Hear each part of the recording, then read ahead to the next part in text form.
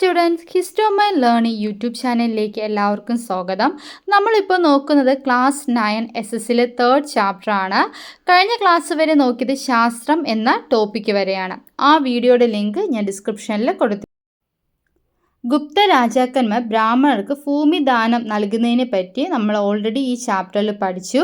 ഇനി ഈ ഒരു ഭൂമിദാനം എന്ന സിസ്റ്റം ഉത്തരേന്ത്യയിൽ നിന്ന് ദക്ഷിണേന്ത്യയിലേക്ക് എന്ത് ചെയ്തു? വ്യാപിച്ചു. അതിന് പ്രധാനപ്പെട്ട കാരണം എന്ന് പറയുന്നത് ഉത്തരേന്ത്യയിൽ നിന്നും ദക്ഷിണേന്ത്യയിലേക്കുള്ള ബ്രാഹ്മണന്മാരുടെ കുടിയേറ്റമായിരുന്നു. പല്ലവരും പാണ്ഡ്യരുമായിരുന്നു ഈ കാലത്ത് ദക്ഷിണേന്ത്യയിലെ പ്രധാനപ്പെട്ട രാജവംശങ്ങൾ. അവർ ബ്രാഹ്മണർക്കും ക്ഷേത്രങ്ങൾക്ക് ഭൂമിദാനം ചെയ്തു. ഇതിൻ്റെ ഫലമായി ദക്ഷിണേന്ത്യയിലെ സമൂഹത്തിലും സമ്പദ് വ്യവസ്ഥയിലും ബ്രാഹ്മണർക്ക് ഉയർന്ന സ്ഥാനം ലഭിച്ചു.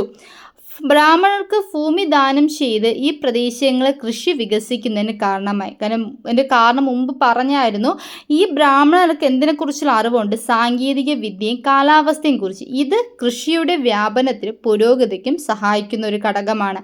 രാജാക്കന്മാരും ഗ്രാമഭരണകൂടങ്ങളും ജലസംഭരണികളും നിർമ്മിച്ചും ജലസേചന സംവിധാനം ഒരുക്കിയും കൃഷി എന്ത് ചെയ്തു? കൂടുതൽ പ്രോത്സാഹിപ്പിച്ചു. ബ്രാഹ്മണന്മാരുടെ നിയന്ത്രണത്തിലായിരുന്ന ക്ഷേത്രങ്ങളുടെ ഇടപെടലിൻ്റെ ഫലമായി പല്ലവ രാജ്യത്ത് കാർഷിക പുരോഗതി ഉണ്ടായി. കൃഷിയിലെ ഉൽപ്പാദന മിച്ചം വ്യാപാരത്തിൻ്റെ പുരോഗതിക്ക് മറ്റൊരു കാരണമായിരുന്നു. ആഭ്യന്തര വ്യാപാരത്തിനോടൊപ്പം സമുദ്ര വ്യാപാരം ഈ ഒരു കാലഘട്ടത്തിൽ വളർന്നു വന്നു. മഹാബലിപുര, നാഗ പ്രധാനപ്പെട്ട എന്തായിരുന്നു? തിരക്കേറിയ തുറമുഖങ്ങളായിരുന്നു. പാണ്ഡ്യരാജ്യത്തെ വ്യാപാരത്തിൻ്റെ സവിശേഷതയായിരുന്നു വണിക സമൂഹങ്ങൾ. ഉത്തരേന്ത്യയിൽ നമ്മൾ ശ്രേണികളെ പറ്റി പഠിച്ചതുപോലെ കച്ചവടക്കാരുടെ കൂട്ടായ്മ ദക്ഷിണേന്ത്യയിൽ അറിയപ്പെടുന്നത് വണിക സമൂഹങ്ങൾ എന്നാണ്. ഓരോ ഉൽപ്പന്നത്തിൻ്റെയും വ്യാപാരത്തിൽ ഓരോ വണിക സംഘം ശ്രദ്ധ കേന്ദ്രീകരിച്ചു. നഗരത്താർമാർ വ്യാപാരികളായിരുന്നു. കുരുമുളക്, ചന്ദനം, സ്വർണം, മുത്ത് എന്നിവയായിരുന്നു പാണ്ഡ്യരുടെ പ്രധാനപ്പെട്ട കയറ്റുമതി ഇനങ്ങൾ. കോർക്കൈ, കായൽപട്ടണം, പെരിയാപട്ടണം മുതലായ തുറമുഖങ്ങൾ വഴി റോമൻ, ഗ്രീക്ക്, ചൈനീസ്, അറബി വ്യാപാരികളുമായി പാണ്ഡ്യർ എന്ത് ചെയ്തു? കച്ചവടം നടത്തിയിരുന്നു. കൃഷിയുടെ വ്യാപനവും വ്യാപാരത്തിൻ്റെ വളർച്ചയും വ്യത്യസ്ത തൊഴിലുകളും പല്ലവ, പാണ്ഡ്യ രാജ്യങ്ങൾക്ക് നികുതി മാർഗങ്ങളായി മാറി. ഭൂനികുതിയായിരുന്നു ഈ രണ്ടു രാജ്യങ്ങളുടെയും പ്രധാനപ്പെട്ട നികുതി എന്ന് പറയുന്നത്.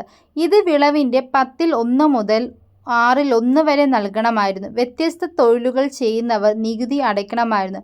ക്ഷേത്രത്തിന് ദാനം ചെയ്യപ്പെട്ട ബ്രഹ്മദേയം, ബ്രാഹ്മണർ താമസിക്കുന്ന അഗ്രഹാരം എന്നിവയ്ക്ക് മാത്രം നികുതി ഇല്ലായിരുന്നു. എന്താണ് ബ്രഹ്മസം അഥവാ ബ്രഹ്മദേയം? ഒരു കൂട്ടം ബ്രാഹ്മണർക്ക് ദാനമായി നൽകുന്ന ഭൂമിയെ ബ്രഹ്മദേയം എന്ന് വിളിക്കുന്നു. അഗ്രഹാരം എന്ന് പറയുന്ന ബ്രാഹ്മണ ഗ്രാമങ്ങൾ എന്തെന്നറിയപ്പെട്ടു? അഗ്രഹാരങ്ങൾ എന്ന് അറിയപ്പെട്ടു.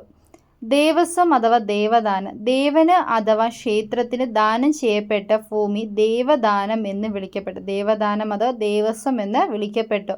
ക്ഷേത്ര നടത്തിപ്പുകാരനെ ഈ ഭൂമിയെ നോക്കി നടത്തിയിരുന്നു. അപ്പോൾ ക്ഷേത്രം ആരാണ് നടത്തിപ്പുകാരെന്ന് പറയുന്നത്?